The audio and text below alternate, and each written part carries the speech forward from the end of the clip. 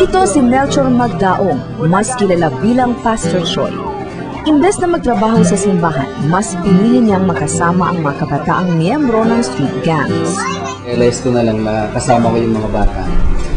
Magkakasama kami matulog, magkakasama kami sa pagkain. 4 na taon na siya nakatira dito sa Batasan Hills. Ang kanyang misyon, bigyan ng pag-asa ang mga kabataang naliligaw ng landas.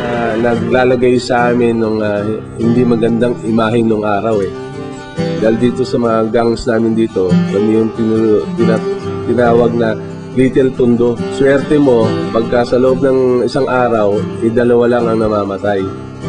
Kung dati-rati ay mga sumpak, itak at kutsilyo ang hawak ng mga kabataang ito, ngayon katulong na sila ni Pastor Choi sa paghikayat sa iba pa nilang mga kasamahan na magbagong buhay. Sarap po pag nakikinig ng salita ng Diyos. Kung kukumpara ko noon, yung buhay ko parang napakadilim. Sa panahon ko ngayon, natutunan ko talaga palagang yung buhay ko. Ingatan. Karamihan sa kanila ay nagmula pa sa probinsya at nakikipagsapalaran sa Maynila.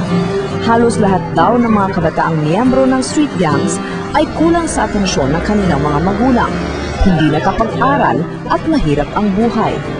Samantala, batay sa huling talaan ng barangay, halos dumoble ang bilang ng populasyon ng Batasan Hills sa loob ng 6 na taon mula 110,000 noong 2000 hanggang 230,000 ngayong taon. Isang hamon pa rin para kay Pastor Choi ang pagsagip pa sa mga natitirang mga kabataan na nasa kamay pa rin ng mga street gangs. Pakalaki pa nung dapat gawin.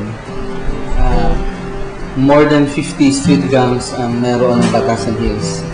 And so far, nakaka-4 pa lang kami.